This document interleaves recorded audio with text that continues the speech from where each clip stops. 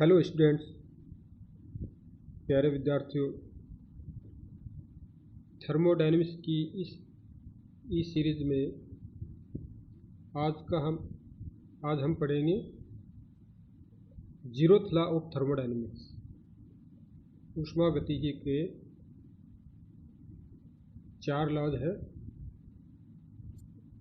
शून्यवा नियम, प्रथम नियम, द्वितीय नियम और तृतीय नियम। तो आज हम जिसके बारे में स्टडी करेंगे वो है जीरोथ लॉ, ऊष्मागतिकी का शून्यवा नियम।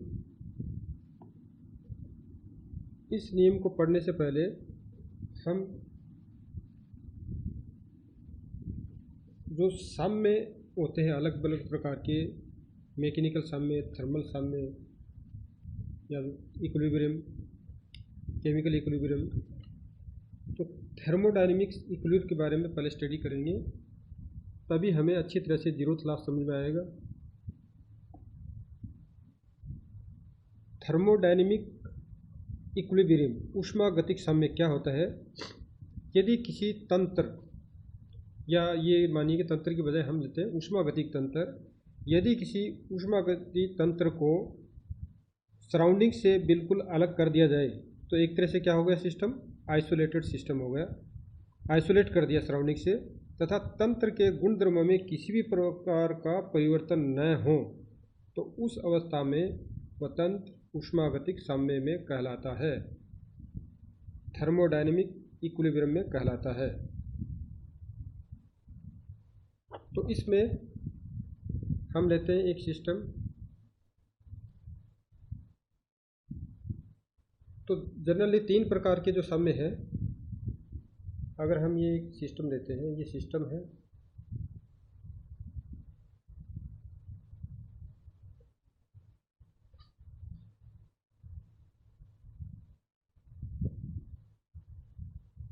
ये बाउंड्री हो जाएगी,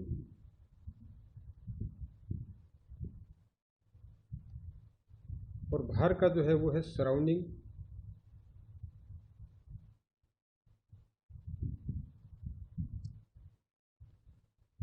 तो हमने क्या किया, सबसे पहले इसको आइसोलेट कर दिया। तो आइसोलेट मतलब सिस्टम और सराउंडिंग के बीच में किसी तरह का इंटरेक्शन हमने ख़त्म कर दिया। न तो मास ट्रांसफ़र होगा, न ही हीट ट्रांसफ़र होगा। हीट या किसी भी तरह की एनर्जी ट्रांसफ़र नहीं होगी। अब हम सिस्टम के अंदर की बात करें तो सिस्टम के अंदर 3 तरह के साम्य होंगे। तो जो पहला साम्य वो होगा मैकेनिकल इक्विलिब्रियम। वो क्या होगा?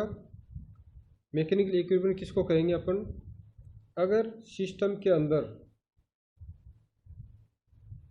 अलग अलग पॉइंट पे, मान लीजिए एक पॉइंट यहाँ पर लिया, इसका प्रेशर P1, यहाँ कहीं पर लिया P2, यहाँ कहीं पर P3, इस तरह से कहीं से भी हम किसी भी पॉइंट की बात करें सिस्टम में, अगर सभी जगह पर प्रेशर अगर बराबर है, P1 बराबर P2 बराबर P3, इसी तरह से और भी पॉइंट ले सकते हैं, तो ये क्या कहलाएगा कि सिस्टम मैकेनिकल इक्विलिब्रियम में है।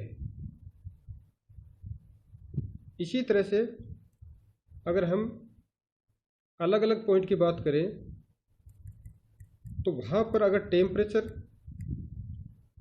सेम रहो, इस पॉइंट पर T1, यहाँ पर T2, यहाँ पर T3, यहाँ पर T4, तो ये भी अगर सिस्टम में किसी भी पॉइंट पर टेम्परेचर एक जैसा हो, मतलब टेम्परेचर डिफरेंस न हो,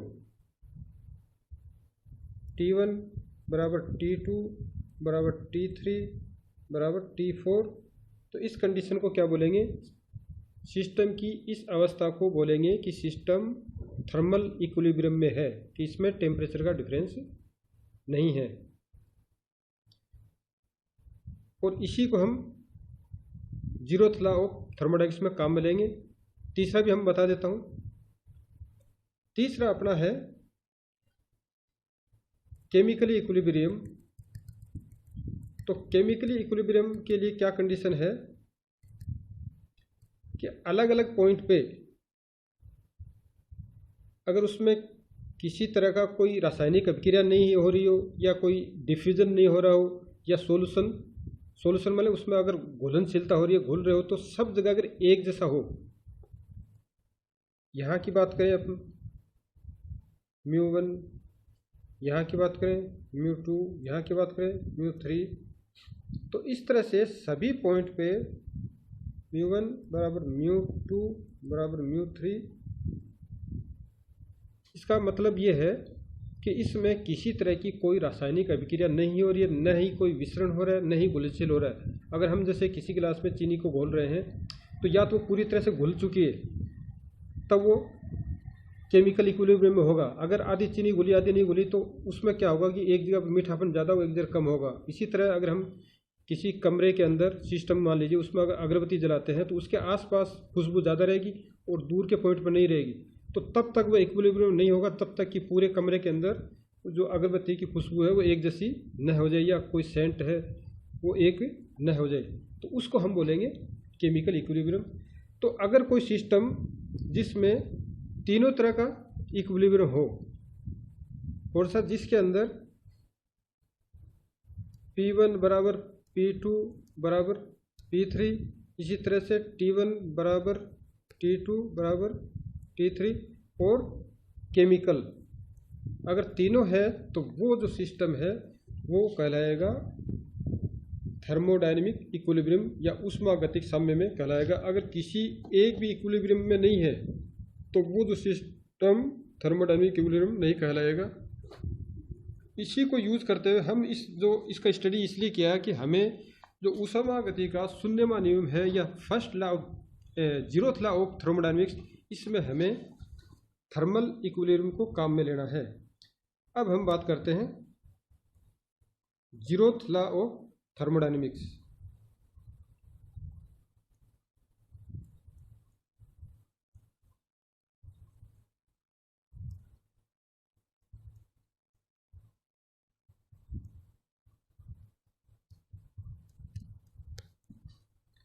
तो जीरोथ लॉ ऑफ थर्मोडायनेमिक्स क्या होता है? यदि दो विभिन्न पिंड अपने आप में तीसरे पिंड से अलग अलग तापीय साम्य में हो तो वे अपने आप में भी तापीय साम्य में होंगे। इसको हम इस तरह समझ सकते हैं, डेफिनेशन हमें देख ली कि क्या होगा कि यदि दो विभिन्न पिंड अपने आप में तीसरे पिंड से अलग अलग तापीय साम्य में हो तो वे अपने आप में भी तापीय साम्य में होंगे। इसको हम इस तरह से समझ सकते हैं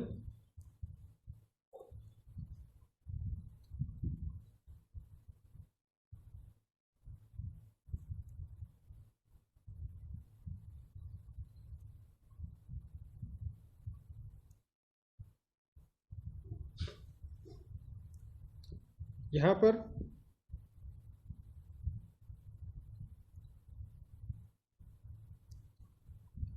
एक पिंड ए, दूसरा बी और तीसरा सी। यहाँ पर ए जो पिंड है वो बी के साथ साम्य अवस्था में है। ए किसके साथ साम्य अवस्था में? बी के साथ साम्य अवस्था में है। इसी तरह से ए सी के साथ भी साम्य अवस्था में है। और साम्य कौन सी? थर्मल साम्य, थर्मल इक्विलिब्रियम या तापीय साम्य जिसे हम क्या बोलते हैं। तो ए बी के साथ तापीय साम्य में है और ए सी के साथ भी तापीय साम्य में है, तो बी और सी भी आपस में तापीय साम्य में होंगे। यही जीरोथ लॉ है। एक बार और समझ लीजिए कि यहाँ पे हमने कि दो विभिन्न पिंड, कौन से हैं दो विभिन्न पिंड? बी और सी, और वो किसी तीसरे पिंड ए के साथ अलग अलग तापीय साम्य अवस्था में है। ए बी के साथ तापीय साम्य में और ए सी के साथ भी तापीय साम्य में है, तो बी और सी भी आपस में तापीय साम्य में होंगे। यही थर्मोडायनेमिक्स का जीरोथ लॉ कहलाता है। एक्चुअल में ये जो लॉ है बाद में डिस्कवर हुआ। इससे पहले ही प्रथम और द्वितीय नियम, first law of thermodynamics and second law of thermodynamics का प्रचलित हो चुके थे या उनका जो यूज में आ चुके थे। इसके बाद में जीरोथ लॉ के बारे में जाना गया। तो अब इसकी नंबरिंग, क्योंकि सबसे बेसिक थर्मोडायनेमिक्स का सबसे बेसिक नियम यही है, सबसे महत्वपूर्ण और सबसे बेसिक नियम जीरोथ लॉ ही है।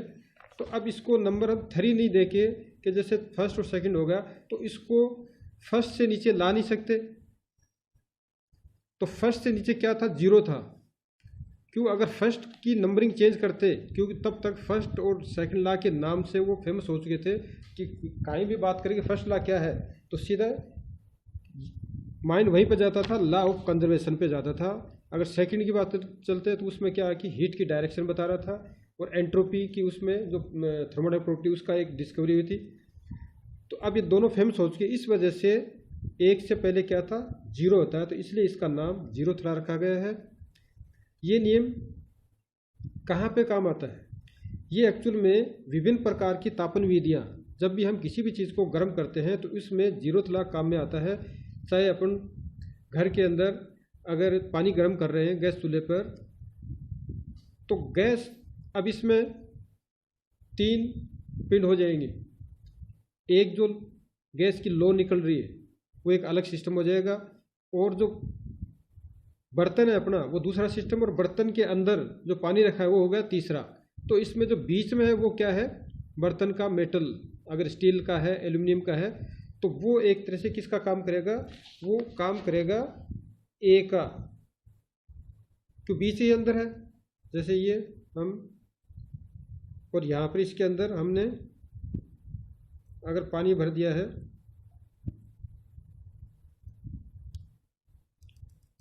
यहाँ अगर पानी भरा हुआ है, इसको अगर हम गर्म कर रहे हैं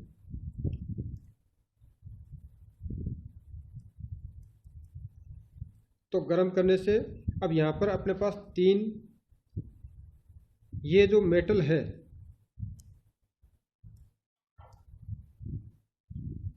ये मेटल जो नीचे उसका पेंदा है ये तो हो जाएगा ए, और पानी को मान लेते हैं सी, और यहाँ पर ये हो जाएगा जो लो निकल रही है ये हो जाएगा बी। तो लो और मेटल ये आपस में इक्विलिब्रियम में है कि इन दोनों का टेम्परेचर, जितना लो का टेम्परेचर उतना ही इस बर्तन के पेंदे का टेम्परेचर हो जाएगा। इसी तरह से फिर बर्तन और पानी आपस में इक्विलिब्रियम में है, मतलब पानी और बर्तन आपस, तो बी और सी भी आपस में इक्विलिब्रियम में होंगे। जो टेम्परेचर लो का होगा, जो ज्वाला का टेम्परेचर होगा, वही पानी का टेम्परेचर होगा। और इसी प्रिंसिपल को यूज़ करके हम जो थर्मोमीटर की जो रीडिंग लेता है वो भी इसी प्रिंसिपल को काम में लेता है। थर्मोमीटर का अपन एग्जांपल लेते हैं, मान लेते हैं इसके अंदर पानी है,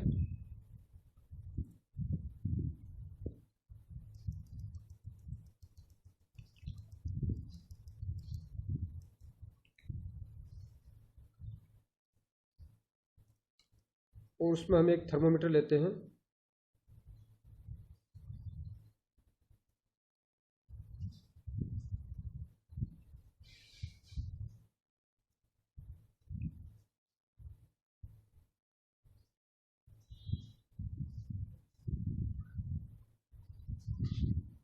अब थर्मोमीटर की जो रीडिंग है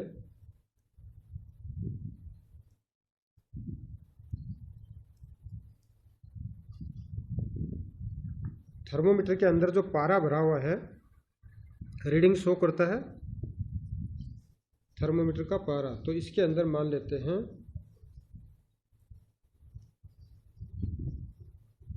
कि जो पारा भरा हुआ है वो यहाँ तक रीडिंग शो कर रहा है।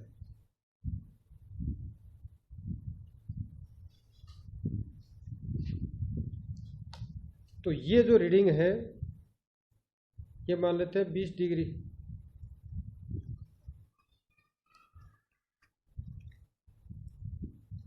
तो इसमें पानी का टेम्परेचर 20 डिग्री है कि नहीं, इसमें वही जीरोथ लॉ लगाएंगे हम कि पानी का कांटेक्ट किसके साथ हो रहा है, ये जो इसका ग्लास कवर है जो थर्मामीटर का ग्लास है उससे कांटेक्ट में आएगा। और ग्लास के अंदर क्या भरा हुआ है, ग्लास के अंदर भरा हुआ है हाइड्रोजन पारा। तो इसमें जो ग्लास है वो ए का काम करेगा,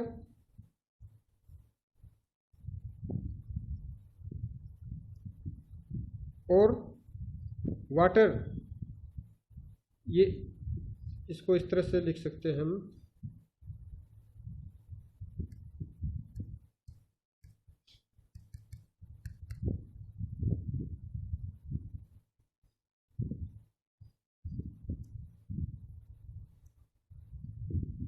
ए की जगह हमने ले लिया